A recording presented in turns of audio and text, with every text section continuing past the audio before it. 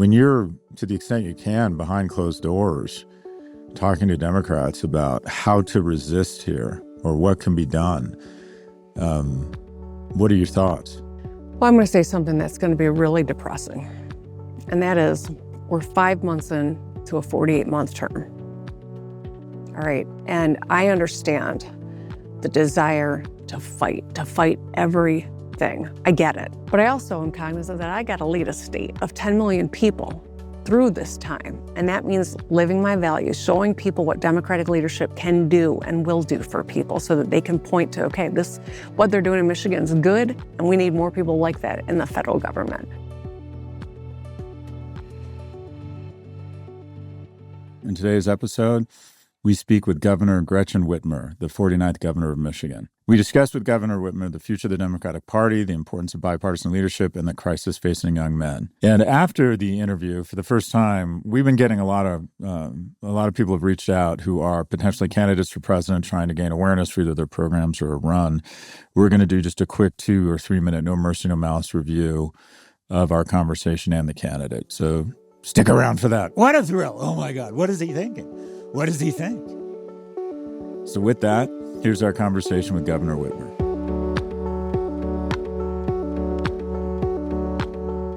Governor, where does this podcast find you? I'm in Mackinac Island. You got to do better than that. What is that? Mackinac Island, Michigan. For those tuning in, I'm going to pull out my Michigan map. We got 2 peninsulas. They look like hands. It's right here in Lake Huron, between the 2 peninsulas. It's a spectacular place. So we very much appreciate you coming on, and we were trying to think about where to kick it off. So I think a lot of our listeners probably know of you, but don't know you. Can you spend a couple minutes just on your origin story? Sure. I am a lifetime Michigander. I grew up in this state. Grew up in East Lansing, the home of Michigan State University. Parents divorced when I was young. My mom moved to Grand Rapids, so my dad followed us even though he worked in Detroit, which was 3 hours away. He did that drive for many years, and I'm very close to both my folks. I lost my mom about 20 years ago to brain cancer, but I went to Michigan State, thought I was going to be a sports broadcaster. And when I was there, my dad encouraged me to do an internship down at the state capitol, which was like 8 miles from MSU's campus. And it kind of changed everything for me. I fell in love with public policy. I learned about state government and took a job with the House Democrats when I was graduated from MSU. It was a weird time. We were 55 Democrats, Republicans. It was tied, maybe the most productive time in legislative history in Michigan, where I got to learn and see it firsthand. And then we lost the election. And so I went to law school. I'd been putting it off for a little while, practiced law for a little bit, but kind of surveyed the field. And like a lot of women in this business, it was a man who suggested I consider running for office. I'd never considered myself an office holder. So I ran for the House, served in the House for 6 years, the Senate for 8 years. I was a prosecutor, and the Flint water crisis really kind of inspired me to run for governor. I saw a community that was hurt so badly by decisions that were made in Lansing, our state capital, and I thought, I'm going to run and I'm going to try to fix that and fix a lot of the other problems that I see in Michigan. But I think the time that formed who I am, is when I was 29 years old. They say the 5 most stressful things that happen in your life are getting married, moving your home, starting a new job, the birth of a child, and the death of a loved one. And all 5 of those things happened to me my first year as a state representative. I cared for my mom, who died of glioblastoma multiforme, the worst kind of brain cancer you can get. She died 2 months after I had my first child, my daughter Sherry, who I named after my mom. And all of that was my first year in the legislature. I'd gotten married the year prior. And for some odd reason, I decided to move my home at the same time. So I did all 5 of those things in that 1 year. And I often tell people I think that's what shaped who I am, why I don't suffer fools very well, why I'm impatient for solutions, and I don't have a lot of patience for BS. And so, I don't know. I think those are the most salient aspects of my life. So were you raised in a single-parent household? I wasn't. My folks divorced, but my mom always said my dad was a better ex-husband than he was husband, because he was a very active parent. And to this day, my dad, and I are very close. I was really lucky. He worked in Detroit, but we lived in Grand Rapids because my mom got remarried. And so he drove at 3 hours twice a week. We saw him every weekend and once during the week as well. And so, it wasn't, they were both single at different points in time, but I had the benefit of both parents being very active in our lives. And how did your mom's sickness and sort of going through that, pretty up and close, how did that change your views on healthcare policy and the way you approach healthcare for the residents of Michigan? Well, my mom had three things going for her. When she was diagnosed, like every family with a terrible diagnosis like that, you start looking for information, right? And they projected 4 to 6 month time frame before she would die of glioblastoma. And she lived for 19 months. And it was because she had a really good attitude, she had a good support system, and she had good health care. Most people do not have all three of those things. Some people don't have any of those three things. And that's why the statistics are as bad as they are. I vividly recall, I had given birth to my daughter. I was exhausted, new parent, but also taking care of my mom and fighting her insurance company, who wrongfully wouldn't cover some of her chemotherapy treatments, and trying to arrange childcare for my daughter and get to work on time. All those things were on my shoulders. It was a sandwich generation experience very early in life. But I think it really, is what's driven me to try to expand access to healthcare for people. It's driven me to try to help people get affordable, accessible childcare. All these things, I think, kind of center the work that I do, even now as governor, and make me not patient for posturing. I want to solve problems. That's why I do this work. I care about people and I want to solve problems. Yeah, but specifically thinking about, so in the United States, we spend, I think, 12,000 or 13,000 per capita on healthcare for worse outcomes, right? We're more obese, die sooner. Infant mortality is just okay. Best healthcare in the world, I think, if you're in the top 10%, but definitely not in the bottom 90. In the most of the G7, it's at $6,500 per capita. So a decent way to describe healthcare in America for the lower 90, if you will, is expensive but bad. What ideas might you have if you were given a magic wand, or say you were to run for president and win? What would be some of your priorities or ideas? Would it be socializing medicine? Would it be single payer, expanding Medicare? What big ideas would you have to solve what is an increasingly taxing problem for Americans? 40% of Americans medical and dental debt, right? And I know that you've been working on that. Anyways, I'll stop there. What big ideas around attacking healthcare in the United States would you put forward? Well, that's a massive question. We're going to need a bigger boat. We're going to need, yeah. Nice Jaws reference. Now, I think that we provide health care in the worst way possible. And that means a lot of people can't afford it. So they go to the emergency room when it is at catastrophic moments in their lives. It's the most expensive way to get coverage, to get health care. It's also the least effective way to get health care because you're so damn sick by the time you finally access it.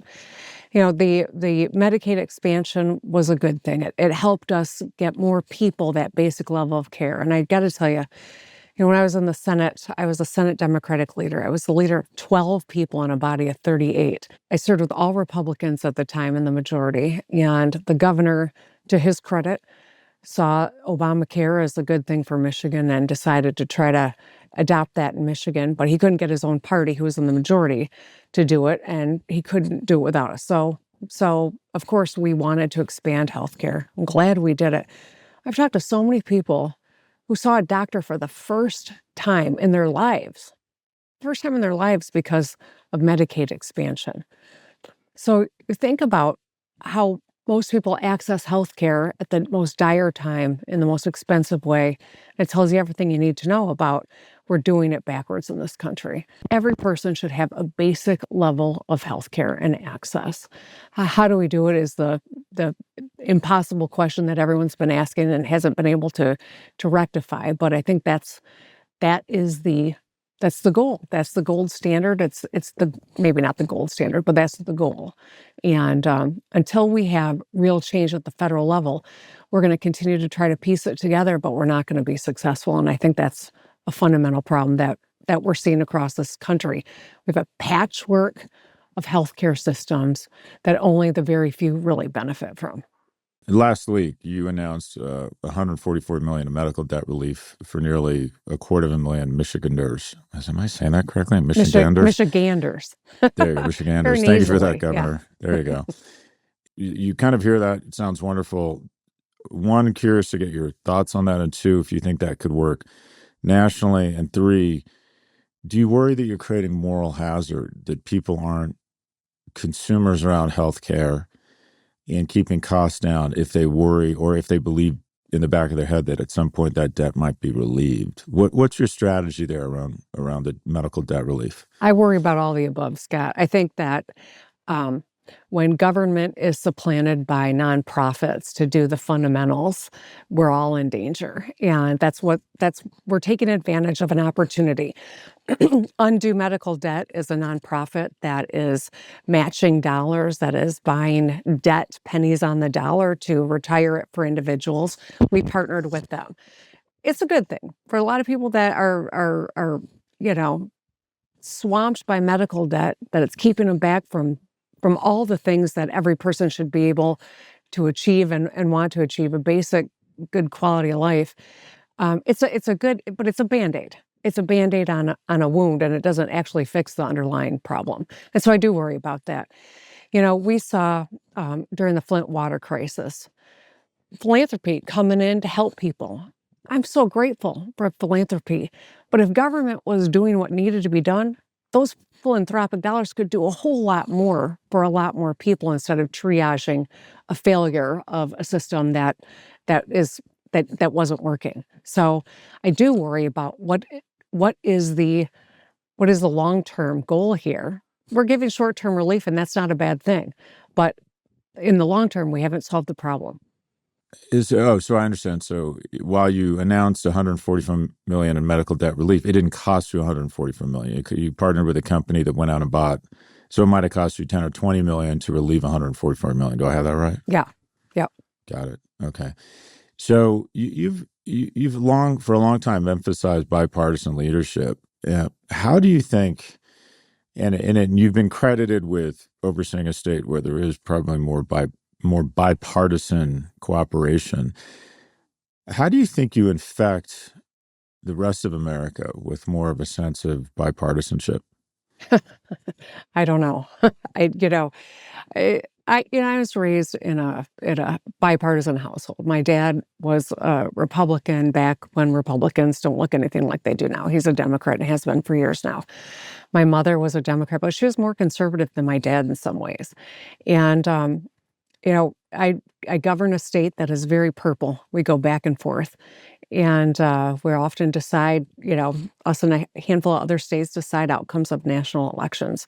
So I'm always cognizant of the fact that for us to have durable impact, it's got to be bipartisan. It's got to be coalition supported. And I think it's something that's really challenging in this environment where we're hyper polarized and the rhetoric's so hot and personal and dangerous, frankly.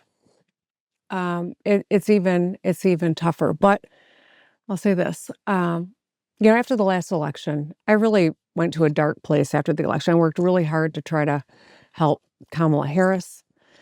And we came up short. We came up short, not just in Michigan, but in every single swing state.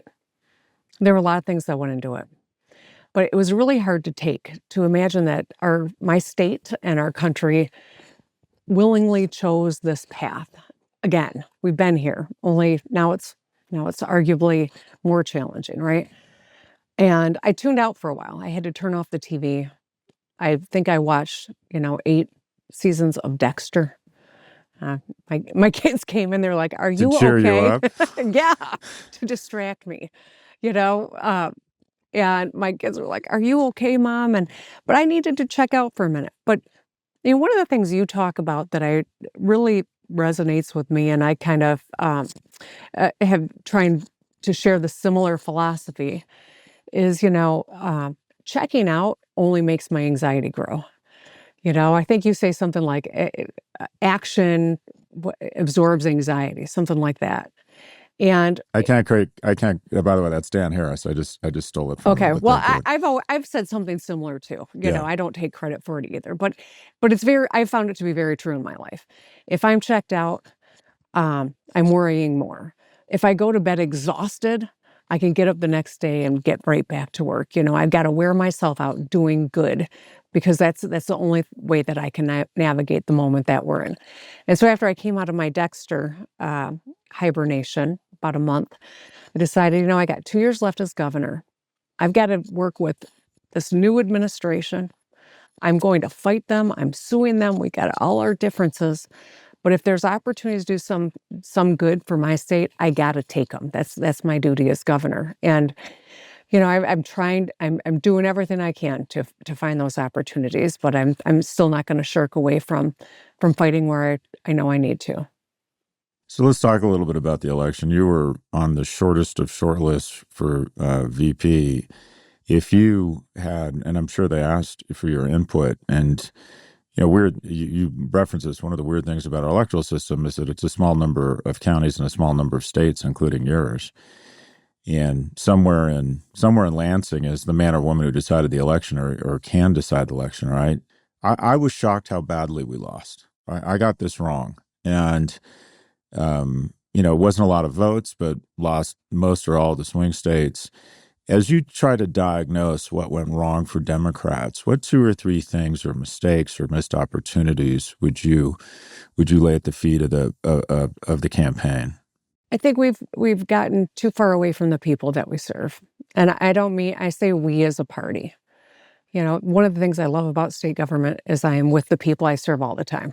I get to see the outcomes of the work that I do. And that's what I love about state government. And that's a challenge when you're talking about Washington, D.C. I'm not a pundit, but I've thought a lot about, the substance of your question. And I don't know that anyone could have tagged in when President Biden tagged out and it come up with a different result. I really don't. I really think it was too late. And so I do think that it was, the president stayed in way too long. I don't think he should have run again. And I think he stayed in way too long. And we may have had a different result. We may not have. But there should have been a robust primary where new energy, new vision, and new talent was tested and ready for a tough general election. And you know what? If that had happened, maybe the Republicans would have had a different standard bearer too in their primary. That's the big thing I think about. But I also think that disconnection with people. The campaign continued to say the economy's doing great. And you know what? The average person was not feeling that very clearly. Men weren't feeling that. Women weren't feeling that. It was across the board, tone deaf. And what do you think? I think most people would agree that the Democrats need to get kind of more in touch with the people that they represent. A lot of people aren't happy with the president's policies, and yet the Democratic Party is even less popular. Can you be a little bit more prescriptive in terms of policies or messaging around how people start to believe again that the Democratic Party does in fact represent them? When I, jumped in the race in 2018, I got all across the state of Michigan. I wanted to ask people, what's going on in your life? What could I do that'll make it better? And, a lot of politicians just hit the campaign trail and talk, but I like to listen. And I think it's important that politicians shut up and listen to the people they want to serve. And when you ask them, they'll tell you. So I heard over and over again, to my surprise, frankly, fix the damn roads. That's what I heard. That's what people said, whether I was in the Upper Peninsula and the most rural parts of the state, or I was in downtown Detroit, or on the west side of the state in Grand Rapids. That was a common refrain. It wasn't the only thing people talked about. They talked about housing costs. They talked about job opportunities. They talked about school outcomes for our kids. But roads kept coming up over and over again. And I think, I assumed it was because it's a daily reminder on your commute. If you hit a pothole, it's a pretty clear piece of evidence that government's not getting the job done. And it can really cost you a lot of time and money on your commute or fixing your car, et cetera.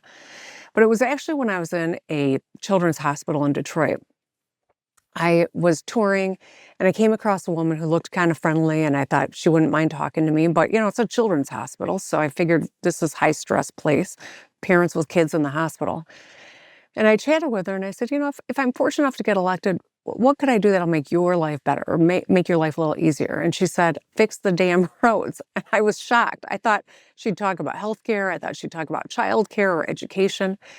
And I said, all right, tell me more. Why is this the first thing out of your mouth? She said, well, she's mom of, 4 kids, 1 daughter, 3 boys. One of her boys was in the hospital. She lives in Flint. She was driving back and forth from Flint to Detroit, not a short commute. And she hit a pothole and it sidelined her for a whole day. It busted the rim on her car. It cost her a ton of money that she hadn't budgeted for. It was money out of childcare for rent. And it took her away from her child in the hospital, and she was paying for childcare for the other kids at home. And it was like that moment, it just crystallized for me that when you talk about the roads, it's not just about an easier commute or safer commute. It's about time with your kids. It's about money for your rent or your childcare. It's about people on the margins who one little pothole can totally screw up their whole month or months of spending. And I think that's the kind of stuff that I learn the most from when we're asking people. And I think a lot of Democrats in DC talk to each other and don't actually talk to their constituents enough. What do you think going into the midterms is on voters' minds, and has it changed at all since the last election? What do you think are going to be it feels like both the presidential election and even city elections right now, looking at the mayoral race in New York, it's been about affordability. Do you think that's going to be the key issue again at the midterms? I think a lot of people feel hopeless that they can't get ahead because they can't buy a house or they can't find an apartment that they can afford. They're looking for a good paying job. I think that those fundamentals are missing for a lot of people in this country right now. And they're only getting harder to reach with tariffs, with all the additional costs that are going to be piled on people from the bill that, just passed through Congress. I think it's only going to get harder. And so, yeah, I do think that is going to be front and center. And my hope is that my colleagues across the country and people who run as Democrats are not just speaking to that, but have a vision about how to address it and are talking to people about that, who understanding what's really holding Americans back right now. And it's not just, it's not just Democrats. It's I think everyone in DC sometimes gets caught in that bubble. And that's why when people ask governors, how should we message to people? I think governors are the best messengers because we're the ones on the ground with people every single day. And I would say that's true of Republican and Democratic governors because we know what's going on more. Now, I'm obviously a Democrat, and I think our platform's a lot more representative of what people want and need. But, this is still going to be very important to voters going into the next election. We'll be right back after a quick break. Support for the show comes from Indeed. Hiring is hard and slow, but Indeed helps make the process easy and fast. With Indeed-sponsored jobs, you can stand out from the crowd and connect with the right person in record time. With sponsored jobs, your post jumps to the top of the page for your relevant candidates so you can reach the people you want faster. And when you look at the numbers, they say it makes a big difference. According to Indeed data, sponsored jobs posted directly on Indeed have 45% more applications than non-sponsored jobs. Their data also says that in the past minute alone, 23 hires were made on Indeed worldwide. There's no need to wait any longer. You can speed up your hiring right now with Indeed. And listeners of the show will get a $75 sponsored job credit to get your jobs more visibility at Indeed.com/ProfG. Just go to Indeed.com/ProfG right now and support our show by saying you heard about Indeed on this podcast. Indeed.com/ProfG. Terms and conditions apply. Hiring? Indeed is all you need.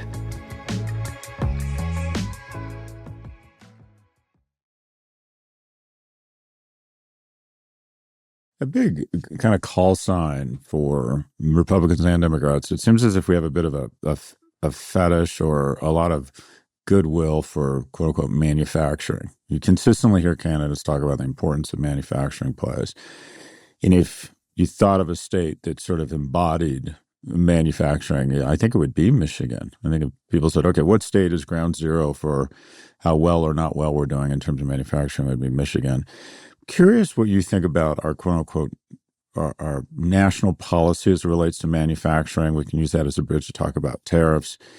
But what do you think America gets right or wrong about manufacturing? And what have you done at a state level to ensure that, I think it's your number one sector, is manufacturing remains robust?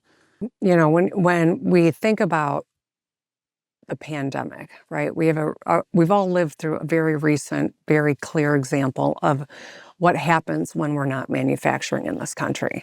Just trying to get swabs or masks was impossible, and lives were lost because we weren't able to do that. I'm grateful that we had, a kind of a resurgence and reinterest around supporting manufacturing and onshoring supply chains. It's critical for our homeland security. It's critical for jobs. It's critical for our health. And, the Biden administration did a lot of good work to spur this. And I'm worried. I'm worried right now because in Michigan, we've seen a lot of investment around growing our manufacturing. It is our big industry, and autos to boot, which makes up a bulk of our advanced manufacturing. But we do a lot of different types of manufacturing and agriculture. And all of these things make us uniquely susceptible to the pain of tariff policy that is just complete chaos right now. We lack a strategic goal. 90 deals in 90 days. We've had two, and not with the biggest trade partners that we have. And so right now, I think it's really precarious in Michigan, despite all the work that we've done to make sure that our workforce is ready, to level the barriers between people and skills that get them into good paying jobs, including manufacturing jobs.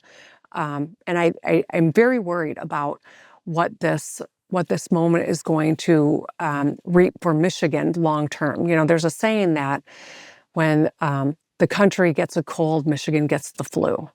We feel it harder and faster than other states do. And we're seeing that right now with this tariff policy. And later today, I'm going to be talking with the Secretary of Commerce to talk a little bit about the Canadian tariffs in particular and what it's meaning to the Michigan economy, because I don't know that they are seeing it.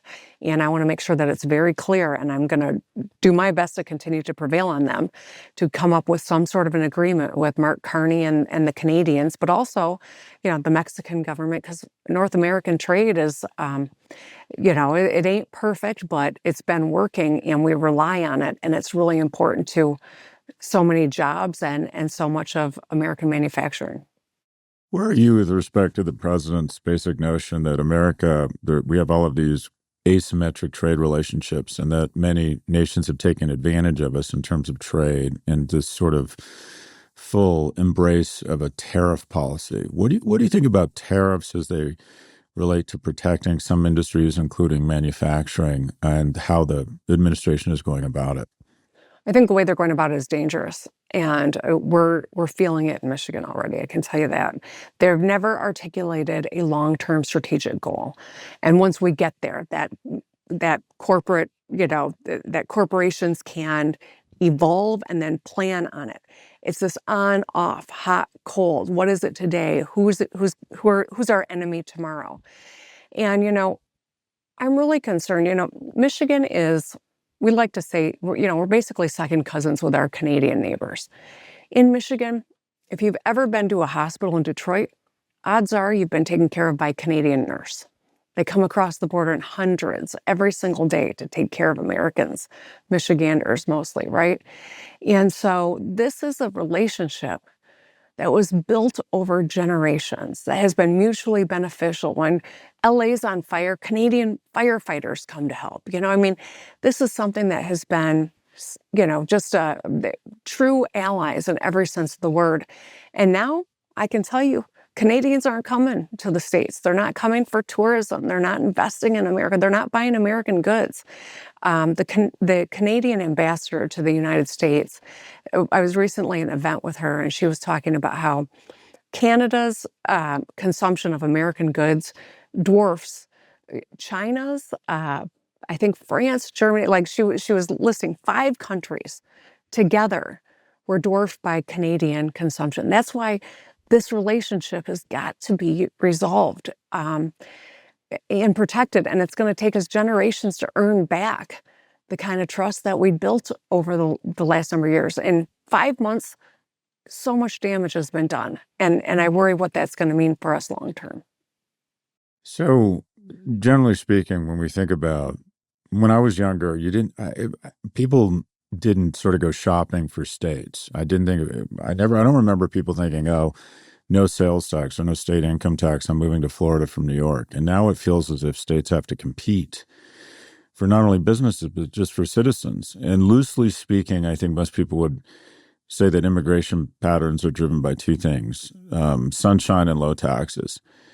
And Michigan has neither of those. And yet it appears, the surveys I've read, that it does really well in terms of a business-friendly environment, really well in terms of quality of life. The economy, good, not great. But what is your approach to, if you're selling the consumer product that is Michigan, trying to convince people? My understanding is you've actually had net population growth, that those migration patterns are not the case at Michigan. What is your pitch to consumers and businesses and the policies to back them up to make Michigan a state they choose to move to instead of from?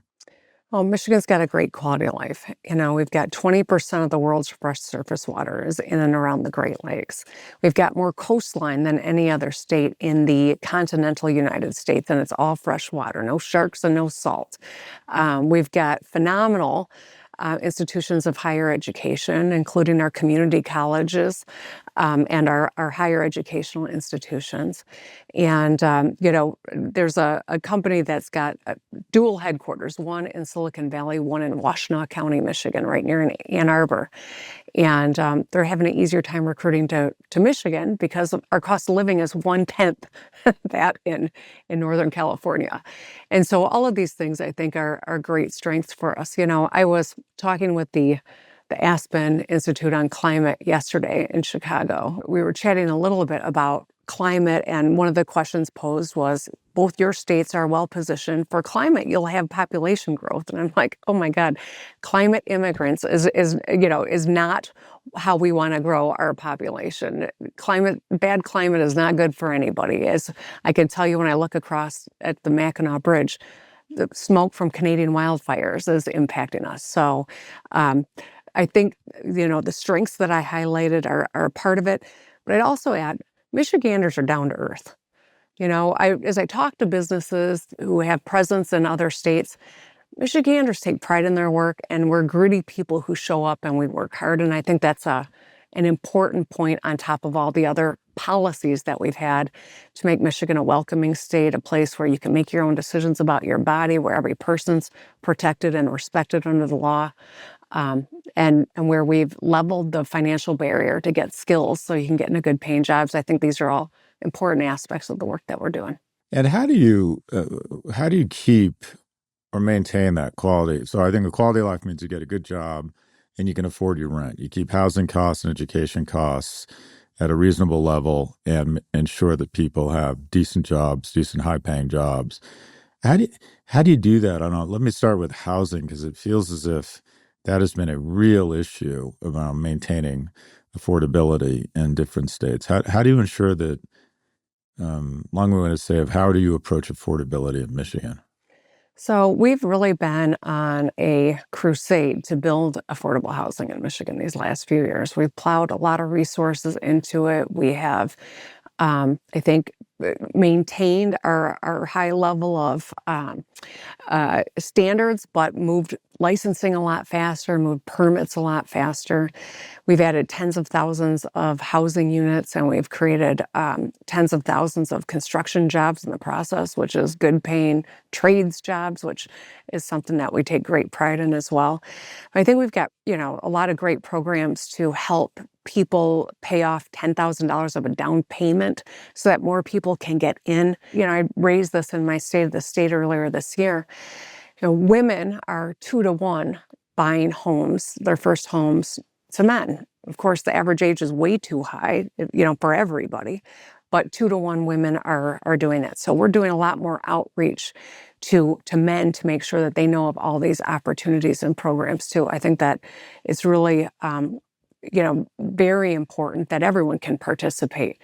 But the housing costs and accessibility all across this country the costs are way too high and accessibility is way too low. And so we've made it a real priority with state dollars to find those partnerships where we can build more at a lower price point so that more people can participate. You referenced something we think a lot about here, and that is young men who are struggling. And you also referenced more single women now own homes than men. Single women in urban areas are now making as much or more than men. 60-40 college attendance. And we want to be clear, all of those things are wonderful. That's a collective victory. We should hold hands and applaud our victory here. It's not the same for men. Young men are really struggling, right? 4 times likely to kill themselves, 3 times likely to be addicts or homeless. And you made a direct appeal in your state of the state. What do you think, if you try to diagnose the issue here, the problem, what is it? Why are young men having such a difficult time? And can you point to any specific programs or ideas in the state of Michigan that you think can help address this issue? Well, it's a really important question that you're asking. And, I'm the mom of 2 daughters, but it's in their interest that we create real opportunity for every person, right? And we have made strides when it comes to women, but we do see men falling behind. It is just what we're seeing. It's in the data. And I appreciate the work that you're doing. I've learned a lot by listening to you and trying to do our research here on the ground. It's not just in housing, it is also when it comes to, the programs that we have designed to make it easier for people to get skills, right? There's not one path for everyone. And I think we've done, as a country, ourselves a real disservice in talking about the 4-year education as the only path to prosperity. There are lots of different paths, whether it's a 2-year certificate or it is a trade school where you can get skills and get paid while you're getting them and have no debt and a good paying job on the other side. There's opportunity for every person, but not every person sees that opportunity. And I think that's part of the problem that we've had, is reaching young men. These programs, so, making community college free for every high school graduate. We have big scholarships available for kids who do want to go to 4-year institutions. We also created something called the Michigan Reconnect, which is for people 25 and up to go back to school and to upskill. In all those programs, we're seeing uptake 2-to-1 women to men. 2-to-1. They're available to everyone. They're not designed for one gender or another. They are designed to make sure that every person can participate. But for some reason, it's 2-to-1 women to men. And that's why in my State of the State, I talked about just our efforts to do the outreach, to go in places where men are, because we're obviously not reaching them. I think that that's going to be really important. The more people who feel hopeless and powerless and angry, the more dangerous our rhetoric gets, the more dangerous our world gets, and the less opportunity there is. So it was interesting, though, Scott. I got to tell you, when I did that, I did get some interesting kind of reaction. Some people said, "Are you abandoning your, the work that you do to create more opportunity for women?" I said, "No. It's like," I remember someone once said, when you say save the rainforests, you're not saying screw all the other forests. You're saying, I see a vulnerability here. Let's get to work and address it. And that's what we're doing. Doing that outreach, making sure that young men participate too, can see a future, can feel hopeful and empowered to participate in this economy and live the lives that they want. But the interesting thing is, it's been mostly moms, and some dads, of course, but who are advocating for their sons. And that's what I'm thinking about when we promote these opportunities. Yeah, empathy is not a zero-sum game. And to your point, I've found the biggest advocates that have made it a much more productive conversation than the gag reflex that was inspired, if you just brought it up 5 years ago, as mothers from both sides of the aisle that just see something is going on.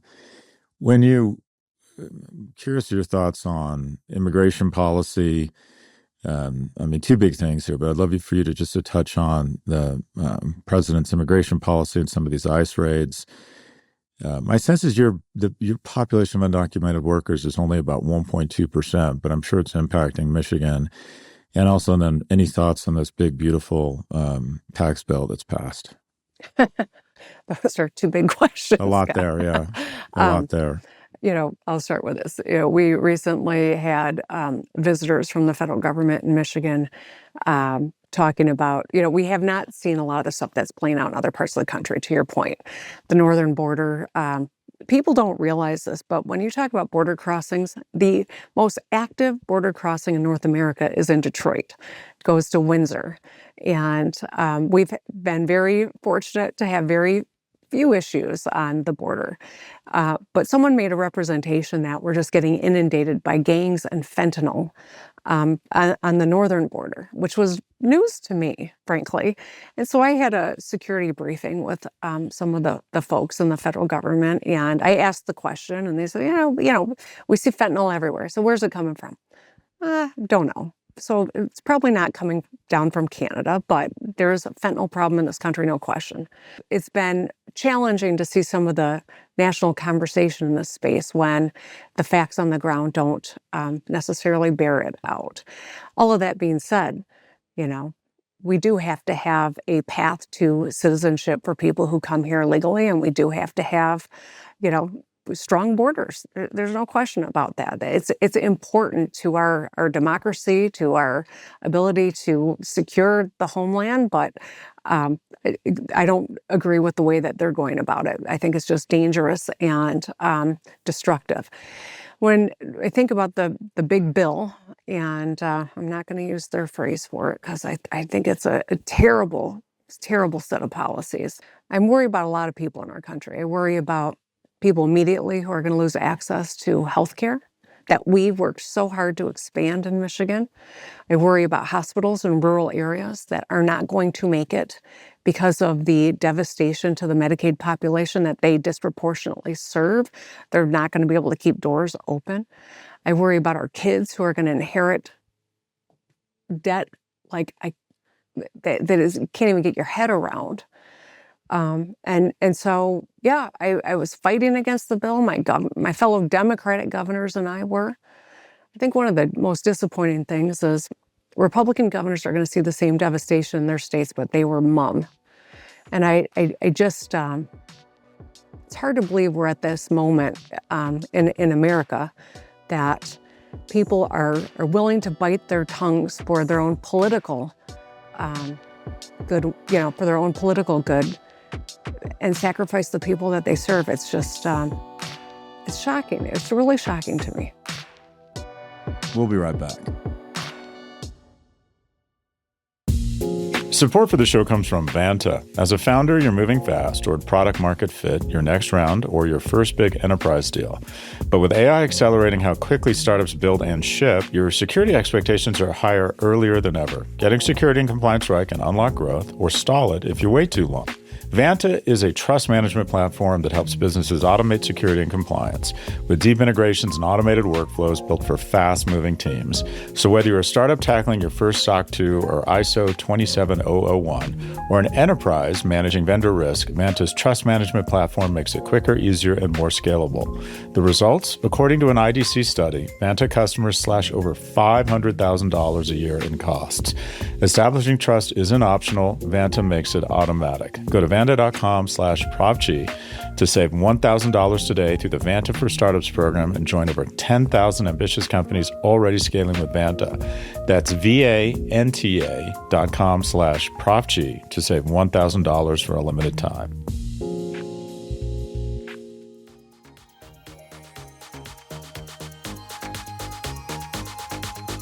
So there's a perception that the relationship between the administration and governors is entirely dependent upon whether you're part of MAGA or not.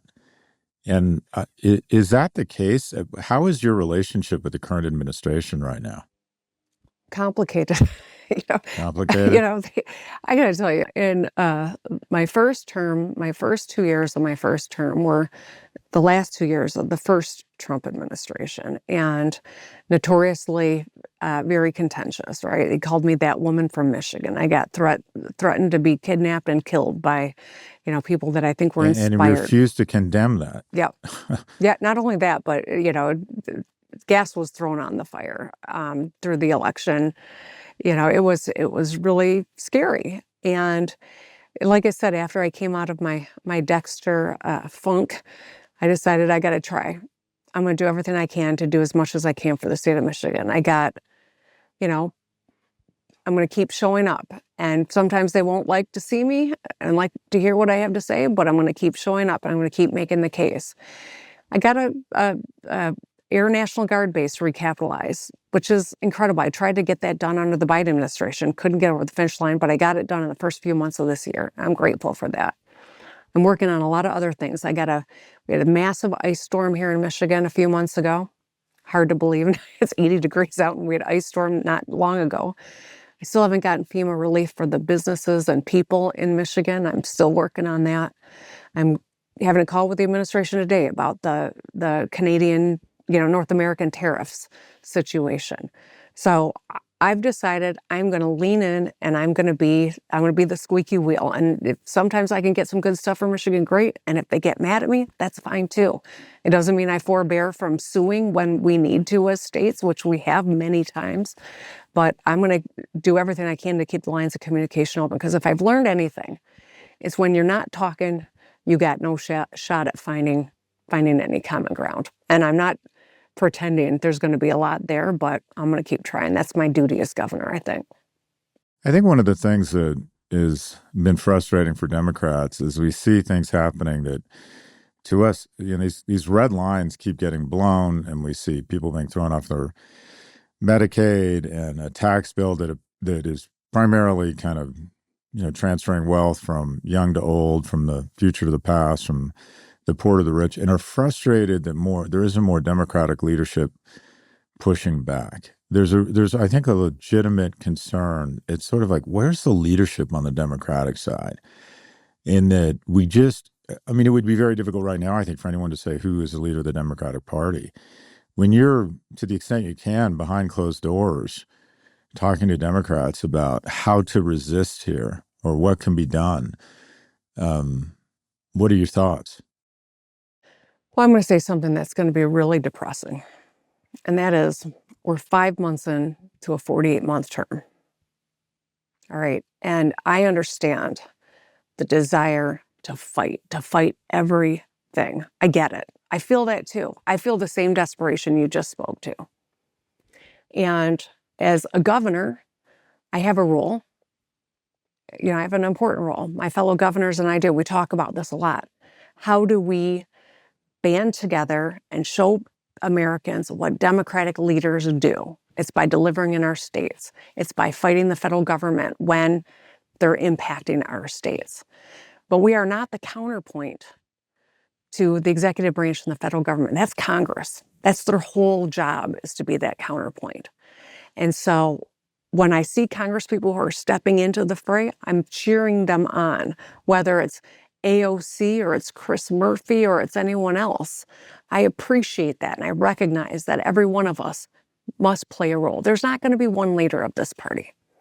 There's just not right now. We don't have a president, and so there's going to be a lot of leaders. It's got to be, a team effort.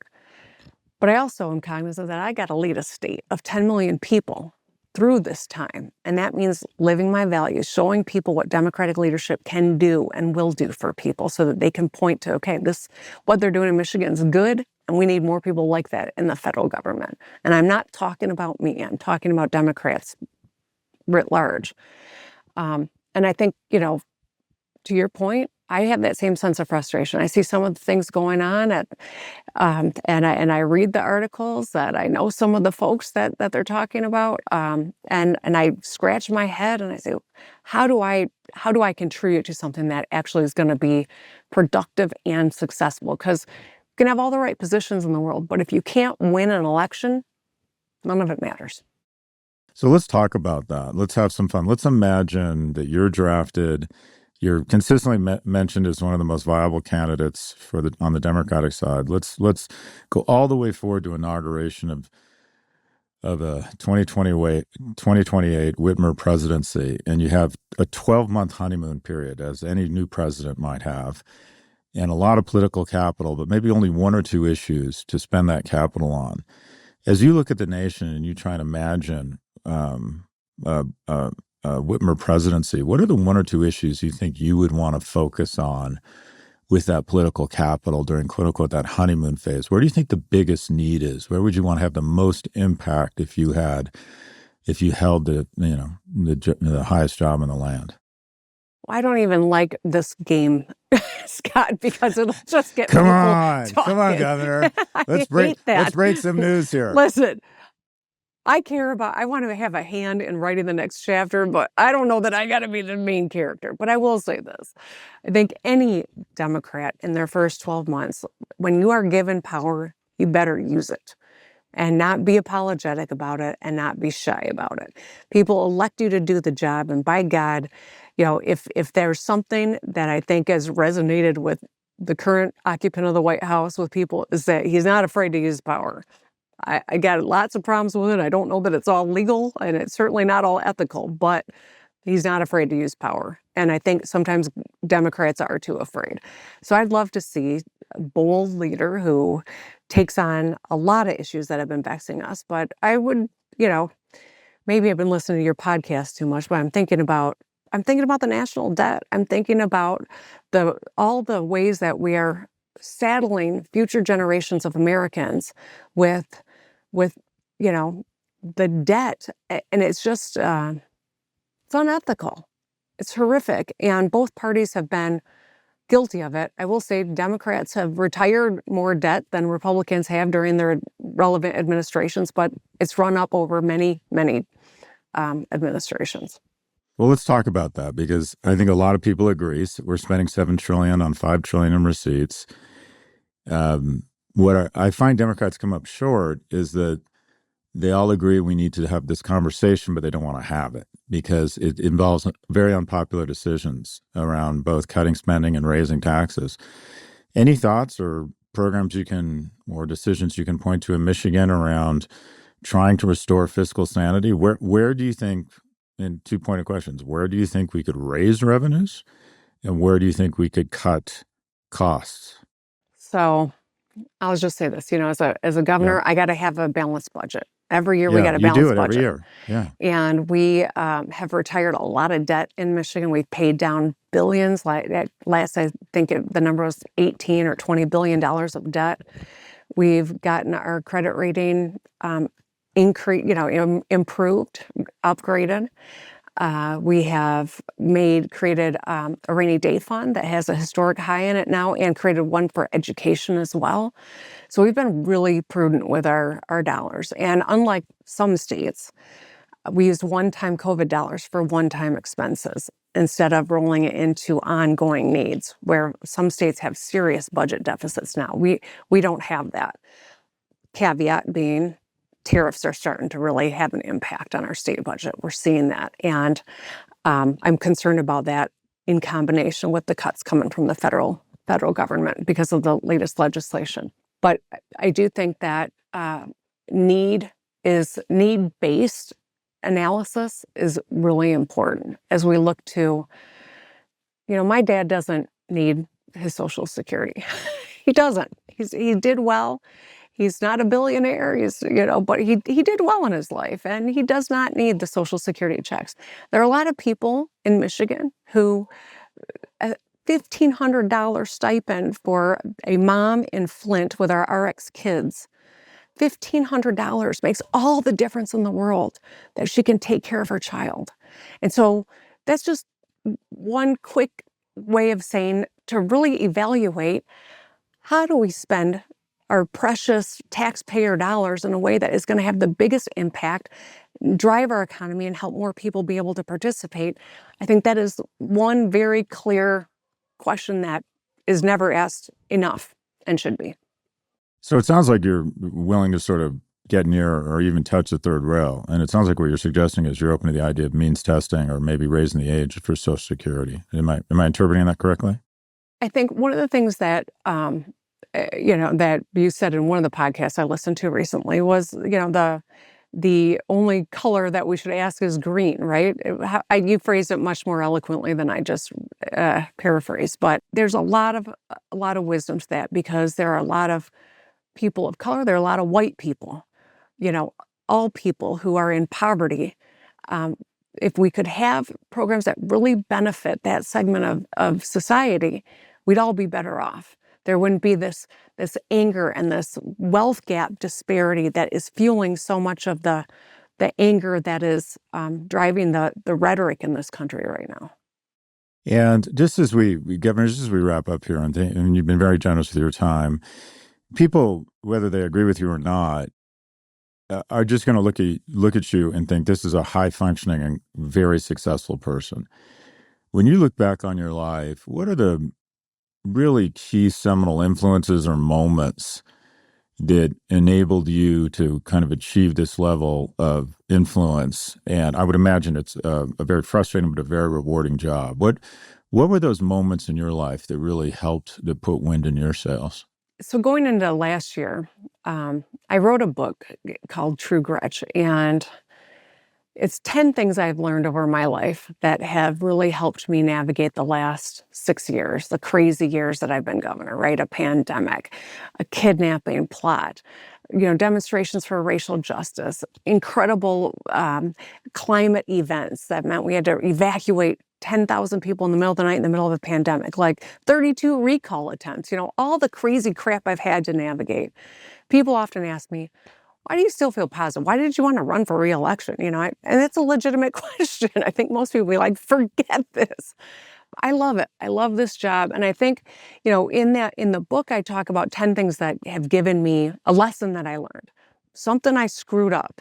I talk about throwing up on my high school principal when I was in college, or I'm sorry, in high school, throwing up on my principal and getting suspended, and just really was a moment that changed everything for me, where I was like, all right, it changed the decisions that I made. I became a more improved student. I went to Michigan State, which I couldn't have gotten into if I didn't get my act together at that point in my high school career.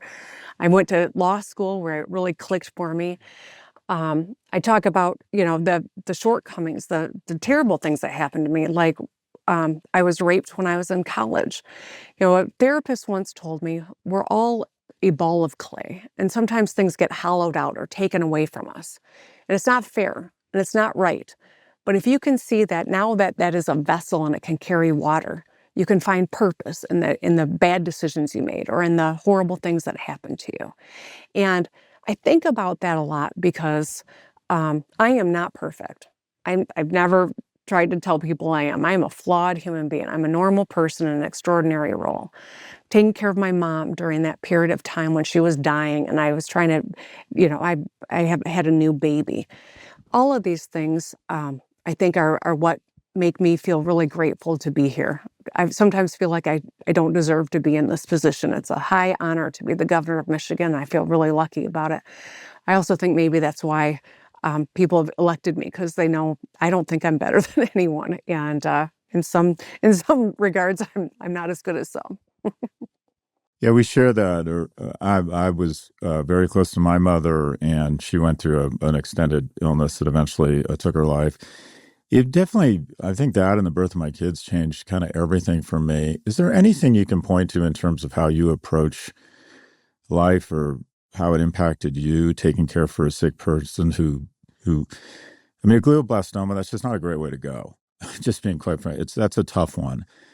And anything you're willing to share about how it changed your approach to life, or the impact it had on you? I think I was probably, always an empathetic, individual. My dad always says, I was a pretty sensitive kid. When we would go from my mom's house to my dad's house, I'd leave him notes because I was worried that he would be lonely, when he dropped my sister and brother and me off. But I remember during, talking with one of the hospice folks, and they left a pamphlet for us to look at. And, it was I was, just had a baby. My mom was dying. I was reading this pamphlet, and it talked about, it was this scenario, a man getting on a subway with his like 5 kids, and they're running mayhem, and they're annoying everyone on the subway. And this woman's just about had it. The kid bumped into her for like the 8th time, and she's just about to read him the riot act. And he turns to her and he says, my wife just died, and I don't know how I'm going to take care of these kids. And that changed everything, right? She felt sadness and empathy and wanted to help him instead of reading the riot act. I always have that in the back of my head.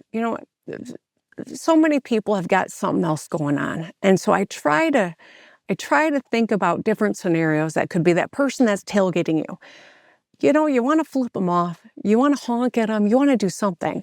Maybe they're rushing to the hospital because one of their loved ones was in a car accident. I'm always trying to think that way. And I think that period of time with my mom, when people didn't know what I was going through and maybe gave me a hard time when they shouldn't have, or maybe I did the same to someone. I think about that a lot, that everyone's going through something. If you're not right now, you have or you will. And try to be kind. You never regret being kind. You have 2 daughters, but you also have 3 stepsons. And just before we go here, my dad was married and divorced 4 times. And one of the lights of my life was my, stepmother by my dad's 3rd marriage. We're still very close. Talk about any thoughts you can share on best practices around being a parent to kids who aren't biologically yours, being a stepmom. My dad was married and divorced 4 times too, Scott. There you go. We got that in common too.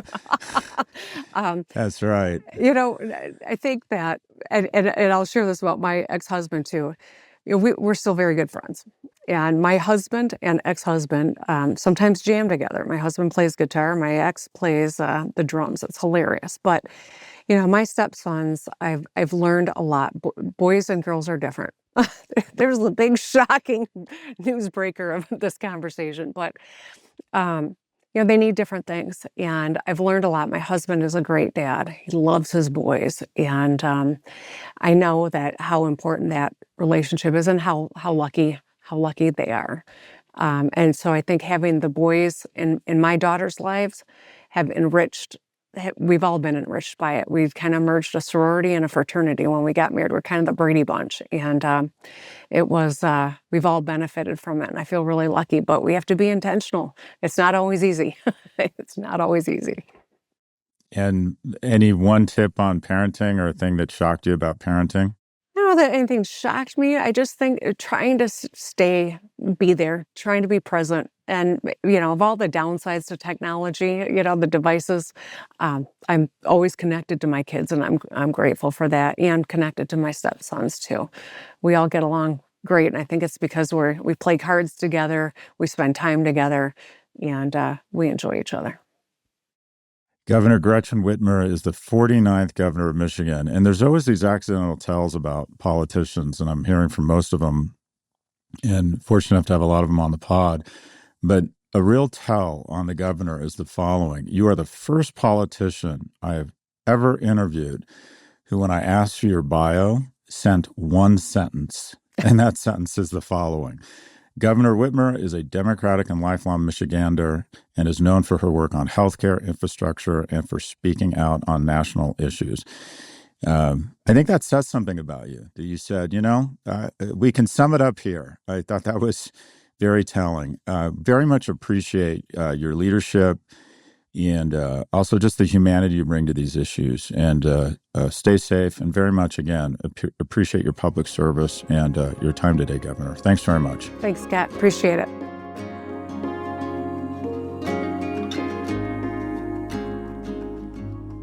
We'll be interviewing, I think my guess is almost every presidential candidate, at least on the Democratic side, but we'll reach out to everyone on the Republican side. So here is a no mercy, no malice review of Governor Whitmer. She reeks of competence and integrity. You just get the sense this is a good person and a competent person, and that matters.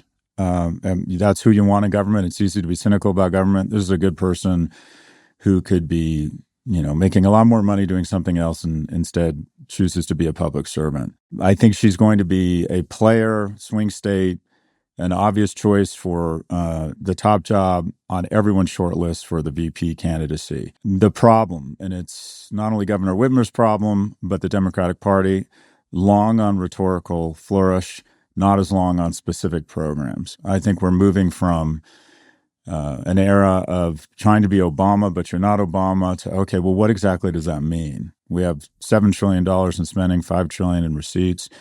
What does that mean? What are the first 2 or 3 big programs you would propose in the first 90 days? I think Democrats who get more serious about running are going to have to come up with bold, big ideas and outline them specifically. And I don't think the governor was able to do that, nor has any other Democrat. And again, kudos to her for bringing up the idea of means testing Social Security. But there's just no doubt about it. She's going to be on everyone's short list for at least VP. I also worry, and this is difficult to say, but I think it's true. I wonder if the Democrats are going to take the risk on a third female nominee, given that the previous 2 have not been successful. And I'm not saying that's the way the world should be. I'm saying that's the way the world is. But again, I'll finish where I started. To be cynical about our elected leaders is not productive, because if you speak to people like Governor Whitmer, you realize that many of our people who decide to be public servants are outstanding at what they do.